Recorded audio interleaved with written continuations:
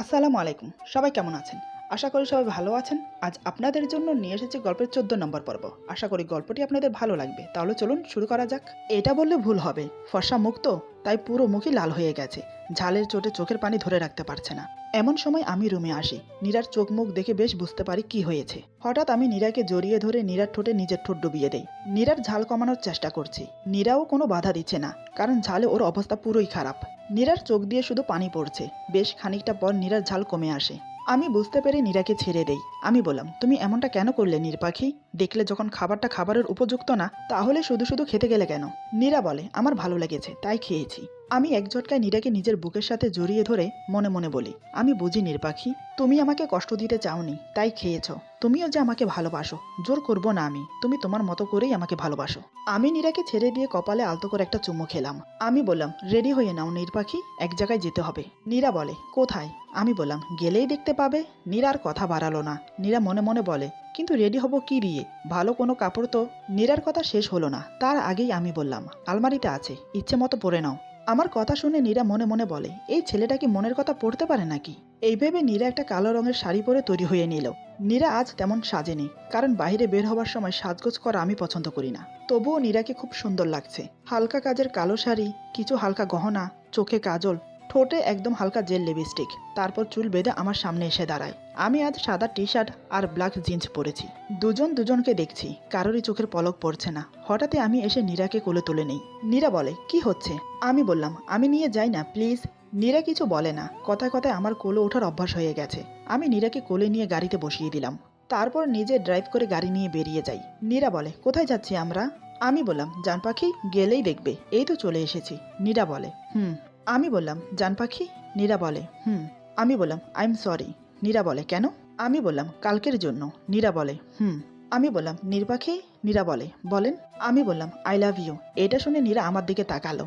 আমি বললাম, এভাবে তাকিও না জান পাখি, অ্যাক্সিডেন্ট করে ফেলবো। আমার কথা শুনে নীরা একটু মুচকেসে চোখ নামিয়ে নিল। আমি বললাম, জান পাখি, তুমি অন্যদিকে তাকালে কেন?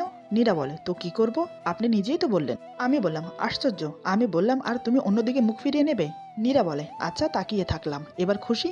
আমি বললাম, অনেক অনেক। নীরা আমার দিকে তাকিয়ে থেকে মনে মনে বলে, ইচ্ছে করে সারা জীবন তোমার দিকে এভাবে তাকিয়ে থাকি, কিন্তু আর ভাবা হলো না নীরার। আমি বললাম, নীর, চলে এসেছি, নামো। নীরা নেমে দেখে এটা কারো বিয়ে বাড়ি। নীরা বলে, কার বিয়ে? আমি কিছু না বলে নীরার হাত আলতো করে ধরে ভিতরে নিয়ে গেলাম। নীরা কিছুই বুঝতে পারছে না। আমি সামনে থেকে আসা ছেলেটাকে উদ্দেশ্য করে বললাম, এই যে বিয়ের বর, কি খবর? আসিফ বলে, স্যার আপনি আসতে এত লেট করলেন কেন? আমি বললাম, আরে বোঝোই তো, মেয়ে মানুষের তৈরি হতে সময় লাগে। বাই দ্য ওয়ে, এটা তোমাদের ম্যাম। আসিফ বলে, hi ma'am, nice to meet you. আপনি এসেছেন, আমরা অনেক খুশি হয়েছি। নীরা বলে, সেম হিয়ার ভাইয়া। আমি বললাম, আচ্ছা বিয়ের কোণে কোথায়? আমরা বেশিক্ষণ থাকবো না, কোণেকে দেখে চলে যাব। আসিফ বলে, চলুন স্যার, আমি নিয়ে যাচ্ছি। আমি নীরার হাত ধরে কোণের রুমে যাই। আমি বললাম, হাই আলো। আলো বলে, hello sir. Hello ma'am. Neera আলোকে দেখে একটা বড় সড়ো শক খায়। নীরা আমার দিকে তাকায় একবার, আর আলোর দিকে তাকায় একবার। আমি নীরার ব্যাপারটা বুঝতে পেরে আলোর সাথে কথা বলি। আমি বললাম, আলো খুশি তো? আলো বলে, স্যার আপনার ঋণ আমি কোনোদিনও শোধ করতে পারবো না। আপনার জন্যই আমি আমার ভালোবাসার মানুষটাকে সারা জীবনের জন্য কাছে পেলাম। আপনাকে অনেক অনেক ধন্যবাদ, বলেই আমার হাত ধরল। নীরা কিছু বুঝতে না পারলেও এটা ভালোভাবেই বুঝতে পারলো। সেদিন ওর দেখার মধ্যে সত্যিই ভুল ছিল। আমি বললাম, আরে কি করছো? তুমি আমার ছোট বোনের মতো, যা করেছি ছোট বোন ভেবেই করেছি। আল্লাহর কাছে দোয়া করি সারা জীবন একসাথে সুখে শান্তিতে সংসার করো। আসিফ বলে, স্যার আমি কিন্তু আছি, এখানে আমাকে ভুলে গেলেন। আমি বললাম, আরে ভুলবো কেন, এটা নাও। এই বলে একটা প্যাকেট এগিয়ে দেই। আলো বলে, এটা কি স্যার? আমি বললাম, আমার পক্ষ থেকে আগামী 1 মাসের ছুটি তোমাদের জন্য, আর এটা হানিমুনের টিকিট, জমিয়ে প্রেম করো। তারপর নীরাকে উদ্দেশ্য করে বললাম, চলো নীর পাখি। আলো বলে, স্যার আমি কি ম্যামের সাথে 10 মিনিট কথা বলতে পারি? আমি বললাম, হ্যাঁ অবশ্যই। আসিফ বলে, স্যার চলুন আমরা বাহিরে যাই। আমি বললাম, নীর পাখি আমি বাহিরে আছি, ভয় পেও না। এই বলে আমরা বাহিরে চলে গেলাম। আলো নীরার হাত ধরে সোফায় বসিয়ে দেয়। তারপর নীরার পায়ের কাছে হাঁটু গেড়ে বসে নীরার হাত ধরে বলে, আমার বড় বোন নেই, আপনাকে আমি আপু বলতে পারি? নীরা মাথা ঝাঁকিয়ে হ্যাঁ বলে। আলো বলে, আপু আমি স্যারের অফিসে কাজ করি 3 বছরের মতো। এর মধ্যে স্যারের সাথে অসংখ্যবার দেখা হয়েছে আমার, কিন্তু স্যার চোখ তুলেও আমাকে দেখেনি। আমাকে কেন, স্যারকে কেউ বলতে পারবে না? স্যার কারোর দিকে 1 সেকেন্ড টাইম নিয়ে তাকিয়েছে। আসিফ আমাদের সাথেই কাজ করতো। প্রথম দিন থেকে আমার ওকে ভালো লাগতো, মানে ভালোবাসতাম। কিন্তু আমাদের থেকে ওদের অবস্থা খুব ভালো, তাই কখনো আসিফকে মনের কথা বলার সাহস পাইনি। আজকেই ওর বিয়ে হবার কথা ছিল, কিন্তু বিয়ে আমার সাথে নয়, অন্য মেয়ের সাথে। স্যার কি করে জানি আমার মনের কথা বুঝতে পারে। স্যার আসিফকে রাজি করিয়ে আমার সাথে আজ বিয়েটা দিচ্ছে। নীরা চুপ করে মাথা নিচু করে শুনছে। আলো আবার বলে, বিশ্বাস করো আপু, স্যারের সাথে আমার কোনোদিনও তেমন কোনো সম্পর্ক হয়নি। সেদিন যখন স্যার আমাকে প্রথম এই কথাটা বলেছিল তখন আমি স্যারের পা জড়িয়ে ধরেছিলাম। তখনই স্যার আমাকে উঠিয়ে আমার হাত ধরে সান্ত্বনা দিচ্ছিল। আর তুমি বাইরে থেকে এটা দেখে স্যারকে ভুল বুঝলে। আমি একটা মেয়ে হয়ে বলছি, তোমার অনেক ভাগ্য, তাই স্যারকে তোমার জীবন সঙ্গী হিসাবে পেয়েছো। স্যার তোমাকে অনেক ভালোবাসে। অনেক ভাগ্য করলে এমন ভালোবাসা কপালে জোটে। স্যারকে ভুল বোঝো না আপু, প্লিজ। আমি জানি তুমিও স্যারকে খুব ভালোবাসো। প্লিজ স্যারকে মনের কথা বলে দাও। স্যারকে আর কষ্ট দিও না। এই ছোট বোনটার কথা রাখো। এমন সময় আমি এসে বললাম, কি গো জান পাখি, কথা হলো? আমাদের যেতে হবে, প্লিজ আসো। নীরা আলোকে জড়িয়ে ধরে বেরিয়ে আসে। তারপর আমরা সেখান থেকে চলে আসি। আমি গাড়ি চালাচ্ছি, এদিকে নীরা আনমনে ভেবে যাচ্ছে, আমি এত বড় ভুল কি করে করলাম? যে মানুষটা আমাকে পাগলের মতো ভালোবাসে তাকেই কিনা আমি অবিশ্বাস করলাম। মুখ দেখাবো কি করে আমি ওকে? আমি খেয়াল করলাম নীরা চুপচাপ বসে আছে। তাই একটা খোলা মনোরম জায়গায় গাড়ি দাঁড় করালাম। তারপর গাড়ি থেকে নেমে হেলান দিয়ে দাঁড়ালাম। নীরা গাড়ি থেকে নেমে আমার থেকে একটু দূরে হেলান দিয়ে দাঁড়ায়। নীরা আজ আমার মুখের দিকে তাকাতে পারছে না। অপরাধবোধ হচ্ছে খুব। আমি নীরাকে দূরে দাঁড়াতে দেখে নিজেই নীরার গা ঘেঁষে গিয়ে দাঁড়ালাম। নীরা একটু অবাকই হয়, কারণ আমাকে নীরা যতই দূরে সরানোর চেষ্টা করে না কেন, আমি রাগ না করে আরো আপন হবার চেষ্টা করি। নীরা বলে, সরি। আমি বললাম, কেন? নীরা বলে, আসলে সেদিন বলেই নীরা কেঁদে দেয়। আমি বললাম, নীর তাকাও আমার দিকে। নীরা বলে, আমি সত্যিই সরি, আসলে আমি বুঝতে পারিনি। আমি নীরার সামনে এসে দাঁড়াই। তারপর নীরার গালে হাত দিয়ে মুখ উঁচু করে ধরে বললাম, তাকাও আমার দিকে নীর। নীরা বলে, কোন মুখে আমি আপনার দিকে তাকাবো? আমি বললাম, আরে তাকাও না আমার দিকে। নীরা আস্তে আস্তে আমার দিকে তাকায়। আমি নীরার চোখের পানি মুছে দেই। আমি বললাম, আর কোনোদিনও আমার সামনে কাঁদবে না, বলে দিচ্ছি। একটা কথা মনে রেখো, আমি মিরাজ বেঁচে থাকতে কারোর হব না।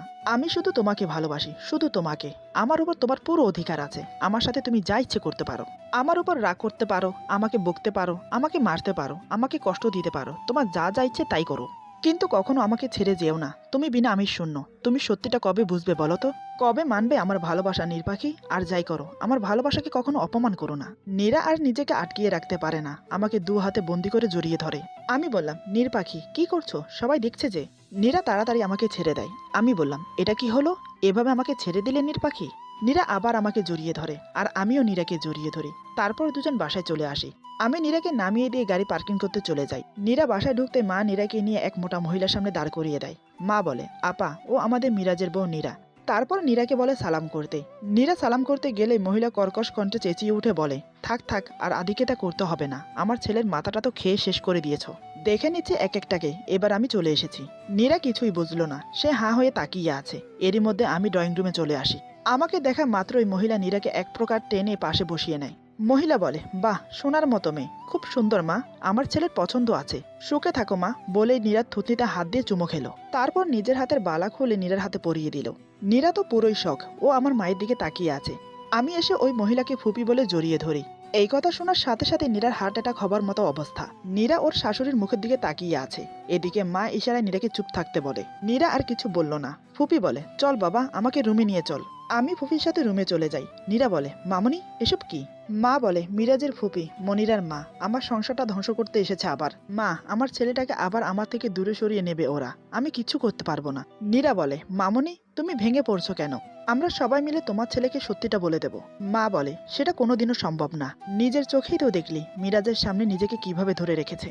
তোর কি ধারণা মিরাজকে বললে ও সব মেনে নেবে? সেই ভুল আর দুবার করব না। আমি সত্যিটা মিরাজকে বলেছিলাম, কিন্তু ওর ফুফু আমাকে পুরোই ফাঁসিয়ে দিয়েছে। আমার ছেলেকে আমার থেকে দূরে সরিয়ে দিয়েছে। অনেক কষ্টে আমি আমার ছেলেকে কাছে পেয়েছি। আমি আর ওকে আমার থেকে দূরে সরতে দেব না। নিজের চোখে আমার সংসারটা ভাঙতে দেখতে হবে, কিছু করার নেই আর। নীরা বলে, শান্ত হও মামুনি, আমি আছি তো। এই সংসারটা আমারও। আমি বেঁচে থাকতে আমার সংসার আর তোমার ছেলের ক্ষতি হতে দেব না। ভরসা রাখো আমার উপর। মা বলে, তুই এখন আমার একমাত্র আশা মা। নীরা বলে, আচ্ছা মামনি, তোমার ননদকে এই বাড়ি থেকে তাড়ানোর দায়িত্ব আমার। চলো এবার হাসো। রাতে সবাই খেতে বসেছে। আমি আর ফুপি পাশাপাশি বসেছি। নীরা মাকে বসিয়ে দেয়, কিন্তু নীরা খেতে বসে না। সে সবাইকে খাবার বেড়ে দিচ্ছে। সবাই খেতে শুরু করে দেয়। আমি খাবার মুখের কাছে এনে মুখে তুলি না, খাবারের প্লেট নিয়ে উঠে পড়ি। তারপর সবার সামনে নীরাকে খাইয়ে দেই। তিশা বলে, বাহ বাহ, এত ভালোবাসা! আমাকে তো কোনোদিন এভাবে খাইয়ে দিলি না ভাই। নীরা লজ্জায় পড়ে যায়। আমার ফুপি ব্যাপারটা দেখে রাগে ফসফস করতে থাকে। আমি বললাম, বেশি পাকামো না করে চুপচাপ খা। তিশা বলে, কেন চুপ করব কেন? বাবা বলে, হচ্ছেটা কি তিশা? মা, ওদের খেতে দাও। আমি বললাম, হা করো নীর। নীরা বলে, হচ্ছেটা কি? সবাই কি ভাবছে? আমি বললাম, কি ভাববে? এখানে সবাই ঘরের মানুষ, কেউ কিছু মনে করবে না। নীরা বলে, দেখছেন না, ফুপি কেমন করে তাকিয়ে আছে। আমি বললাম, আরে ফুপি কিছু মনে করবে না, তাই না ফুপি? ফুপি বলে, হ্যাঁ বাবা, আমি কিচ্ছু মনে করব না। আমি নীরাকে খাইয়ে দেই আর নিজেও খাই। রাতে নীরা রুমে বসে আমার ফুপির কথা ভাবছে আর আনমনে নখ কামড়িয়ে চলেছে। নীরা মনে মনে বলে, এই মুটি ডাইনি চালের বস্তায় এশিয়ান রাশিয়ান গাড়িটাকে কি করে আমি এই বাড়ি থেকে তাড়াবো। মনিরা শাকচুনিটার জন্যই এত শয়তানি, এত মুটকি কালিকবাজ মহিলা আমি জীবনে একটা পেঁচিয়েও দেখিনি। ডাইনি ফুপি।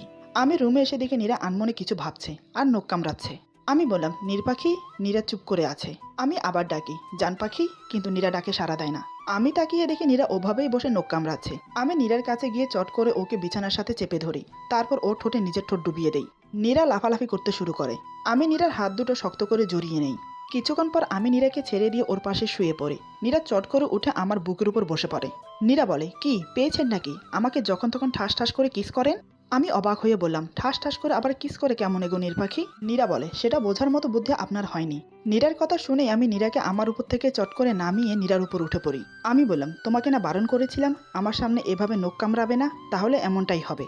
তার থেকে বড় কথা, তোমার উপর আমার অধিকার পার্মানেন্টলি হয়ে গেছে। তোমার সাথে আমি যা ইচ্ছে করতে পারি। বলে আমি নীরার ঠোঁটে কিস করতে যাব, তার আগেই নীরা আমাকে ধাক্কা দিয়ে দৌড়ে দেয়। আমি বললাম, নীর পাখি, যেখানেই যাও ঘুরে কিন্তু আমার কাছেই আসতে হবে। নীরা মুখ ভেঙচি দিয়ে রুম থেকে বেরিয়ে যায়। মায়ের রুমের পাশে দিয়ে যাবার সময় জোরে জোরে কথার আওয়াজ শুনতে পায়। নীরা দরজা একটু ফাঁক করে রুমের মধ্যে তাকিয়ে দেখে মা, বাবা আর ফুপু কথা বলছে। বাবা বলে, আপা তুই কি চাস বল, কি পেলে তুই আমার ছেলেটার জীবন থেকে চলে যাবি? ফুপি বলে, কি চাই আমার, তোরা জানিস না? বাবা বলে, তুই যা চাস তা কোনোদিনও সম্ভব না। আমি তোকে তোর পাপ্পার সম্পত্তি থেকে দ্বিগুণ সম্পত্তি দিয়েছি, তারপরও তোর কি চাই? ফুপু বলে, আমার সব চাই, সব কিছু, আর তোর ছেলেকেও আমার মেয়ের জন্য চাই। মা বলে, আপা পাগলের মতো কথা বলবেন না, মিরাজের বিয়ে হয়ে গেছে। মিরাজ নীরাকে পাগলের মতো ভালোবাসে, ও কখনোই নীরাকে ছাড়বে না। ফুপু বলে, তোর এত সাহস কি করে হয় আমার সাথে এভাবে কথা বলার? বাবা বলে, আপা ভদ্রভাবে কথা বলো, ও আমার স্ত্রী। ফুপু বলে, তোদের সাহস কি করে হয় আমার সাথে এভাবে কথা বলার? আমার যা চাই তা আমি নিয়েই ছাড়বো, আর বাকি থাকলো নীরা। ওকে তো মিরাজের জীবন থেকে চলে যেতেই হবে।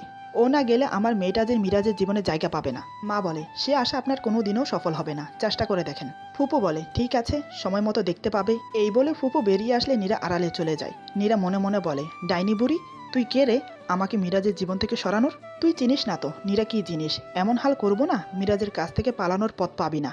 এশিয়ান রাশিয়ান গাড়ি মুটকি সাহস কত আমাদের বাসায় এসে আমাদের শাসানো, দেখে নেব তোদের রাক্ষসী বুড়ি। এই ভেবে নীরা রুমে ঢুকে পড়ে। মা বলে, কি রে মা, তুই এখনো ঘুমাসনি? নীরা বলে, আমি সব শুনেছি, এ নিয়ে তোমরা টেনশন করো না, আমি আছি তো, ভরসা রাখো আমার উপর একটু, আমি সব ঠিক করে দেব। বলে নীরা রুম থেকে বেরিয়ে আসে। রুমে এসে দেখে আমি ঘুমিয়ে পড়েছি। নীরা আস্তে আস্তে আমার বুকে মাথা দিয়ে হালকা করে জড়িয়ে ধরে শুয়ে পড়ে। তখনই আমি নীরাকে আষ্টে পিষ্টে জড়িয়ে ধরি। নীরা অবাক হয়ে বলে, আপনি এখনো ঘুমাননি? আমি বললাম, আমার নির্বাকিটার বুকে না শুইলে আমার ঘুম আসে না। আর একটা কথা, তুমি আজ নিজে থেকে আমার বুকে আসলে ব্যাপার কি, আদর নেবে? নীরা বলে, ধেত যত বাজে কথা, থাকেন আপনি। বলেই নীরা উঠতে গেলে আমি নীরাকে টেনে আবার বিছানায় শুইয়ে দিই। তারপর নীরার হাতের উপর মাথা রেখে নীরার গলায় মুখ ডুবিয়ে দিয়ে নীরাকে জড়িয়ে ধরে শুয়ে পড়ি। নীরা বলে, এ কেমন ঘুমানোর স্টাইল? আমি নীরার কথা শুনে মাথা তুলে নীরার দিকে তাকাই বিরক্ত ভাব নিয়ে। আমি বললাম, এটা কেমন প্রশ্ন? আমি আমার পাখির সাথে যেভাবেই ঘুমাই, তুমি বলার কে? নীরা বলে, মানে? আমি বললাম, বেশি মানে বোঝার চেষ্টা করো না তো, আমাকে তোমার শরীরে গ্রান নিয়ে ঘুমোতে দাও, নয়তো তোমার ঘুমের 12টা বাজিয়ে দেবো। নীরা বলে, কি করবেনটা কি শুনি? সবসময় এমন করলে কি আমি আপনাকে ভয় পেয়ে যাব? শুনুন, আমি আপনাকে ভয় পাই না। আমি বললাম, আচ্ছা তাহলে এই কথা, দাঁড়াও দেখাচ্ছি মজা। এই বলে আমি নীরার গলায় মুখ ডুবিয়ে দিয়ে নাক ঘষতে শুরু করি। নীরা বলে, আরে কি করছেন, ছাড়ুন বলছি। আমি বললাম, ছাড়ার জন্য তো ধরিনি জান পাখি, এখন আমি তোমাকে আদর করব। বলেছি না আমাকে চুপচাপ ঘ্রাণ নিতে দাও, কিন্তু তুমি শুনলে না, এখন আমাকে আমার কাজ করতে দাও। নীরা বলে, আরে কিন্তু। নীরার কথা শেষ হতে দিলাম না, তৎক্ষণাৎ ওর ঠোঁট চেপে ধরলাম। তারপর একের পর এক গভীর চুম্বন করতে লাগলাম। এক হাত দিয়ে ওর ব্লাউজের বোতাম খুলতে থাকি। সেই আগের মতো ওর ফর্সা বুকটা আমার সামনে উন্মুক্ত হয়ে গেল।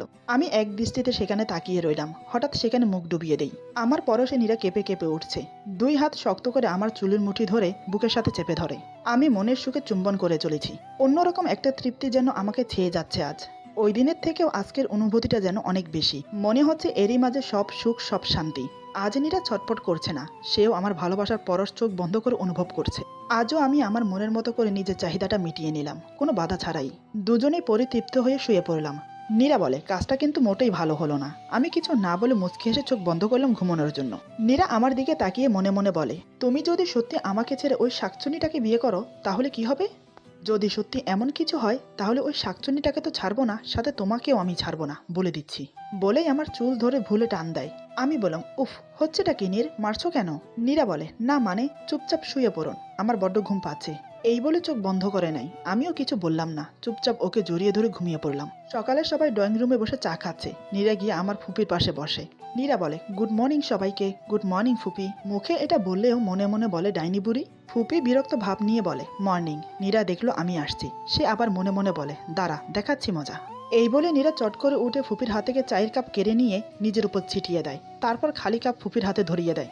নীরা বলে, উফ, মাগো জ্বলে গেল। ফুপি, এটা আপনি কি করলেন? মানছি আমি চাটা ভালো করতে পারিনি, তাই বলে আপনি আমার উপর? হাই আল্লাহ। নীরার কাণ্ড দেখে সবাই হাঁ হয়ে তাকিয়ে আছে। আর আমার ফুপি তো পুরোই শখ।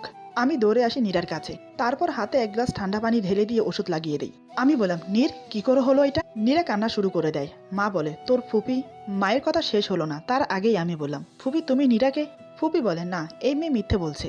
নীরা বলে, আহ মামুনি, হাত জ্বলে যাচ্ছে, আপনি কিছু একটা করেন। আমি নিজেই তো গরম চাটা আমার উপর ঢেলে দিয়েছি। তারপর ফুপিকে উদ্দেশ্য করে বলে, সরি ফুপি, আসলে আমি আগে কোনোদিন কাজ করিনি তো, তাই চাই একটু চিনি কম হয়েছে, আমি আপনাকে আবার বানিয়ে দিচ্ছি। এই বলে নীরা কিচেনে যেতে চাইলে আমি নীরার হাত ধরে রুমে নিয়ে যাই।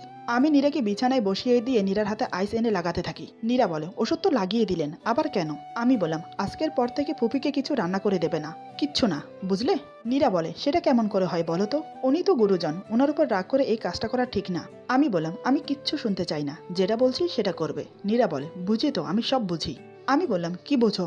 নীরা বলে, আমি রান্না করতে পারি না, তাই রান্না খারাপ হলে তো আর আপনারা ভালো করে খেতে পারবেন না। আমি কিছু বলতে যাব, তার আগেই ফুপি রুমে আসে। আমি বললাম, ফুপি তুমি? ফুপি বলে, আমাকে মাফ করে দে বাবা, আমার মাথা ঠিক ছিল না। সকাল থেকে মনিরাকে ফোন করছি, কিন্তু ফোন ধরছে না। টেনশনে এমন একটা কাজ করে ফেলেছি। এই বলে ফুপি নীরার দিকে তাকিয়ে একটা ডেবিল মার্কা হাসি দিল। তাতে নীরা আরও রেগে যায়। নীরা মনে মনে বলে, মুটকি, আলুর বস্তা, আমার চাল আমার উপরেই দেওয়া, ঠিক আছে, সবে তো শুরু। আমি বললাম, মনিরা ফোন ধরছে না কেন? ফুপি বলে, জানি না বাবা, তুই একটু দেখবি। নীরা বলে, ফুপু, হয়তো মনিরাপু ঘুমোচ্ছে, তাই ফোন ধরছে না, আপনি টেনশন করবেন না। আমি বললাম, হ্যাঁ ফুপি, নীরা ঠিক বলছে, তুমি টেনশন করো না। ফুপি বলে, তুই এত সকালে উঠলি, কোথাও যাবি? আমি বললাম, হ্যাঁ অফিসে। ফুপি বলে, অফিসে যাওয়া আবার কবে থেকে শুরু করলি? নীরা বলে, অনেকদিন হলো, কাজ তো করতেই হবে, এখন বিয়ে করেছে, বউ হয়েছে, তার দায়িত্ব নিতে হবে না? আবার দুদিন পর বাচ্চা। কথাটা বলেই নীরা জিভ কামড়ে ধরে রুম থেকে বেরিয়ে যেতে গেলেই আমি নীরার হাত ধরে ফেলি। ফুপি বিরক্তকর দৃষ্টিতে নীরার দিকে তাকিয়ে থাকে। ফুপি বলে, অফিসে যেতে হবে না, চল কোথাও ঘুরে আসি। আমি বললাম, আজ নয় ফুপি, অন্যদিন, আজ আমার জরুরি কাজ আছে। ফুপি বলে, ঠিক আছে। আমি বললাম, আচ্ছা। ফুপি বলে, বাইরে চল নাস্তা করি। আমি বললাম, তুমি যাও, আমি আসছি। ফুপির ইচ্ছা না থাকা সত্ত্বেও বেরিয়ে গেল। নীরা বলে, আপনার বুদ্ধি কি দিন দিন লোপ পাচ্ছে? আমি নীরাকে টেনে নিজেদের মধ্যে ফাঁক রেখে দু হাতে আটকে ধরলাম। আমি বললাম, আমার এই অবস্থার জন্য তুমি দায়ী। আর কি যেন বলছিলে তুমি, নির্পাখি? নীরা বলে, কই? আমি বললাম, আমি শুনিনি ভাবছো? নীরা বলে, শুনেছেন তো আবার বলছেন কেন? আমি বললাম, জান পাখি। নীরা বলে, কি? আমি বললাম, তাকাও আমার দিকে। এমন সময় তিশা এসে বলে, আমি তাকালে হবে? তিশার কথা শুনে নীরা আমাকে ধাক্কা দিয়ে সরিয়ে দেয়। আমি বললাম, পাজি মেয়ে, রুমে ঢুকার আগে নক করবি না? তিশা বলে, ও মা, আমি কি করে জানবো? তোমরা শুভ দৃষ্টি নিয়ে ব্যস্ত। আমি বললাম, তাহলে রে দাঁড়া। তিশা বলে, ভাবি তোমার গুন্ডাটাকে আটকাও। নীরা বলে, হচ্ছেটা কি? দৌড়াচ্ছেন কেন ওর পিছে? আমি বললাম, ও খুব পেকেছে, ওর পাকামো বের করছি আজ। তিশা বলে, ভাবি ভাইয়া ছাড়। নীরা বলে, ছাড়ুন ওকে। তিশু, আসো আমার সাথে, তোমার ভাই পাগল হয়ে গেছে। আমি বললাম, কি? আমি পাগল? নীরা বলে, তিশু দৌড়া, পাগল খেপেছে। তিশা রুম থেকে বের হয়ে যায়, কিন্তু নীরা বের হবার আগে আমি নীরার হাত টেনে ধরি। আমি বললাম, জান পাখি, কোথায় পালাচ্ছ? নীরা বলে, একটা বাড়ি দিয়ে আপনার মাথা ফাটিয়ে দেব, ছাড়ুন আমাকে। নীরার কথা শুনে হঠাৎ আমি যা বললাম তা শুনে নীরা পুরোই শখ। ও ধারণা করতে পারেনি আমি এমন কিছু বলবো। এখন ও কি করবে? এরপর যা হলো। আজকের গল্প এখানে সমাপ্ত। গল্পের বাকি অংশ পেয়ে যাবেন আগামী পর্বে। সবাই ভালো থাকবেন, সুস্থ থাকবেন, আল্লাহ হাফেজ।